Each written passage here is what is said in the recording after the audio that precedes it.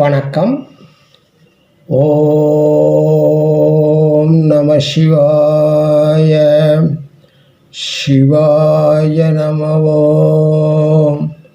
ஓம் நமோ நாராயணாய. தொடர்ந்து மே மாத ராசி பலன்களை பார்த்து வருகிறோம். இன்று நாம் பார்க்கவிருக்கின்ற ராசி துலாம் ராசி.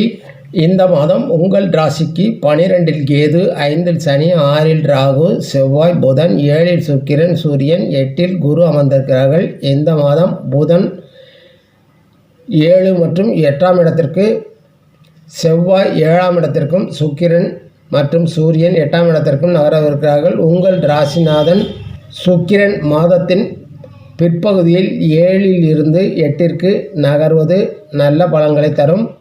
6இல் அமர்ந்திருக்கும் புதன், ராகு மற்றும் செவ்வாய் நற்பலன்களை தருவார்கள். ஆனால் 8இல் குவியும் கிரகங்களால் சற்று சிரமமான பலன்களை காணக்கூடும். நிதி நிலையை பொறுத்தவரை புதன் இடப்பயிற்சியாகும் வரை நல்ல வருமானத்தை கொடுப்பார். தேவையற்ற செலவுகளை சந்திக்கக்கூடும். மருத்துவ செலவுகள் ஏற்பட வாய்ப்புகள் உண்டாகும். மற்றபடி ஒரு சிலருக்கு திடீர் அதிர்ஷ்டம், பணவரவு உண்டாகும். மனதில் தைரியம் அதிகரிக்கும்.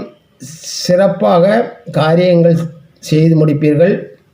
மாதத்தின் முற்பகுதியில் முன்னேற்றமான நற்பலன்களில் நடக்கும். பிற்பகுதியில் காயங்கள், விபத்துக்கள், விளையாட்டு, சமையல் செய்யும் போது தீ போன்றவற்றால் காயங்களை சந்திக்கலாம்.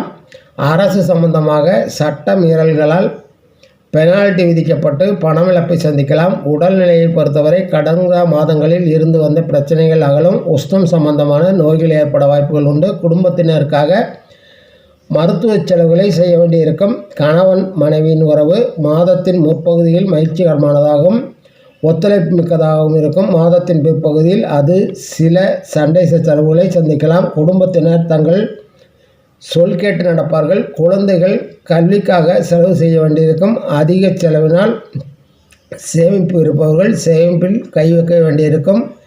சேமிப்பு இல்லாதவர்கள் கடன் வாங்க வேண்டிய நிலை ஏற்படும். மாணவர்கள் தங்கள் எதிர்கால நலனுக்காக திட்டமிடுவார்கள். முயற்சிகள் வெற்றி தரும். புதிய வேலை தேடுபவர்களுக்கு நல்ல வேலை அமையும். உயர்கல்வி செல்ல விரும்புபவர்கள் தங்கள் விரும்பிய கோர்ஸ் எடுத்து படித்து மகிழ்வார்கள்.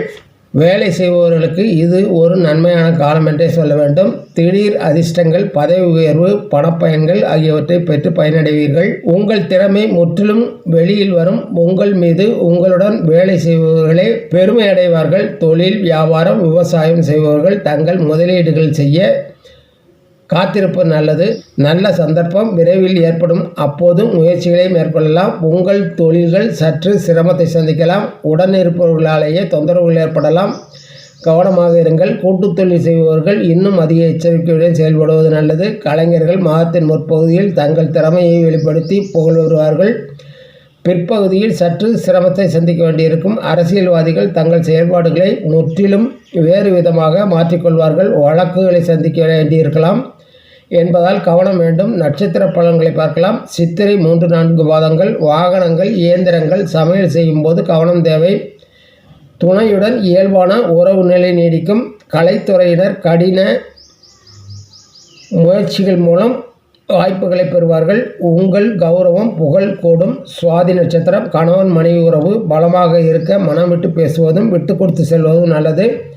துணிவுடன் காரியங்களில் வெற்றி பெறுவீர்கள். பணவரத்து திருப்தி தரும்.